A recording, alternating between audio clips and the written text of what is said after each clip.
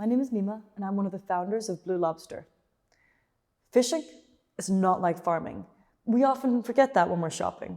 We just go through the motions: milk, chicken, tomatoes, fish. But fish has a vastly different route to market than the other things. And that's because seafood is one of the last natural resources that we harvest, that we hunt for food at an industrial scale from the wild. Just imagine if we were doing this with other stuff. Imagine if most of our poultry was coming from the wild, that we sat and waited for the birds to fly south in packs, and then we shot them down. Or if most of our vegetables came from foraging, and we went through forests and fields, and we collected the berries and the edible vegetables that we could find. We would probably be pretty worried about running out of these things. We would probably be pretty worried about overhunting or overforaging. And in the same way, we need to be very worried about overfishing. Right now, 1/3 of the fish stocks are being fished at an unsustainable level globally. When we look at seafood and sustainability, there's kind of two things we could be looking at: how much we're fishing and how we're fishing it. How much we're fishing is actually quite intuitive. It's about how many fish do we pull out of the ocean. And if we pull out too many, then the fish can't replenish their own populations and they risk going extinct. But how we're fishing, meaning what equipment we're using to pull out the fish, is equally important because it has an impact on our ocean floor and the marine ecosystems.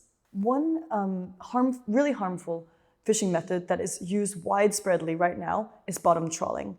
About 25% of the seafood that we catch and eat is caught with this method. And it's basically when a net is plopped down on the bottom of the ocean floor and dragged across it. There's many reasons that this is harmful. One reason is that when you kind of pull a net through the ocean like this, it's not very good at discriminating against the fish that it catches. So it has what we call unintended bycatch, fish that we didn't mean to catch. This could be endangered species, or it could be really young fish, young small fish that were supposed to grow big and repopulate. And in this sense, we really mess with the marine ecosystems. Another issue with bottom trawling is that it rips up the top layer of the ocean floor. Now, this top layer holds a lot of CO2, so when we rip it up, we release CO2. And how much CO2 are we talking? We actually know now that bottom trawling releases as much carbon emissions as the entire flight industry. Now, just think about that. How many times have you heard someone saying, "Save the planet, fly less"? I guess quite often, but no one ever says, "Save the planet, eat less bottom trawled fish." The consciousness in the consumer minds is just really low. And it could be just because that it's under the ocean, so it might be a out of sight, out of mind kind of thing. This idea that bottom trawling is bad for the marine ecosystem isn't a new revelation though. We've been known about it for a while, and we just missed a big global deadline. After 20 years of WTO negotiations, we had decided that we were going to pull out all public sector subsidies towards harmful fishing practices. And that's the deadline we just blew through. And it wasn't to ban harmful fishing practices. It wasn't to stop them from happening. It was simply to stop fueling them with public sector subsidies. And to put it in context, these discussions started when I was 4 years old. I'm 27 now. That's just too slow when every year we're sending huge fleets into our oceans, harming our marine ecosystems and fueling that, buffing them up with public sector subsidies. And when I say we, I literally mean it's you and me, because it's our tax-paying money that goes into actually buffing these practices up. The problem is that right now there's not really any incentive for fishermen to use sustainable, low-impact gear. I mean, it's not like we as consumers are going to pay more for something when it's not in our conscious. We hardly know what low-impact versus bottom trawling gear is. That's where our mission at Blue Lobster comes in. We founded a digital marketplace that allows low-impact sustainable fishermen to sell their catch directly to the end consumer, and thereby cutting out, on average, 4 middlemen from the industry.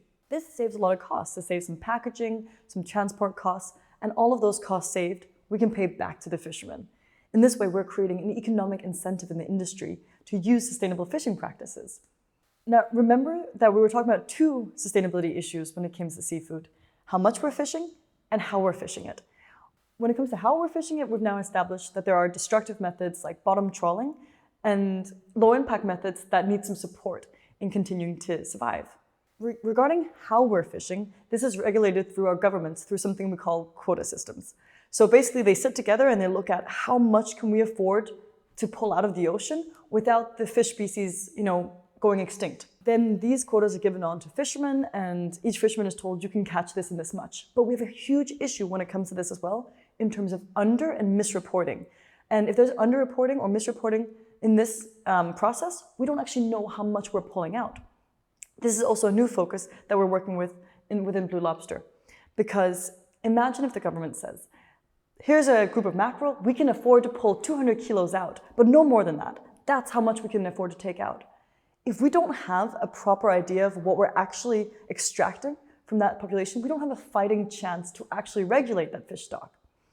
So, regarding how much fish we're fishing, this is basically up to the governments. They come together with scientists and they look at the fish population and say, how much can we extract from this population while it's still being healthy?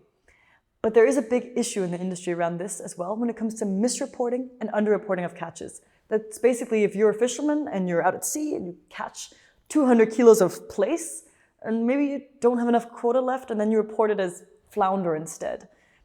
If that mistake happens, then we don't have a fighting chance to actually know how much there is left of a healthy population. And we don't really know how big this issue is, but if you look at the US, for example, 25% of the fish is mislabeled.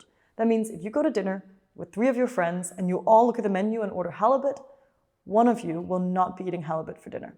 Now, the severity of this issue is, of course, not that you're being cheated out of your halibut. It's that our governments don't have a fighting chance to take care of our fish populations if they don't know what's being pulled out of the ocean. And it's not always because there's some fisherman who's trying to get away with sneaking a wrong label, or that someone is lying that it's a different species.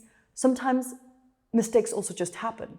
We are dealing with a really paper-based industry where people are writing things down, pen on paper, and then they're throwing them into the big buckets of fish.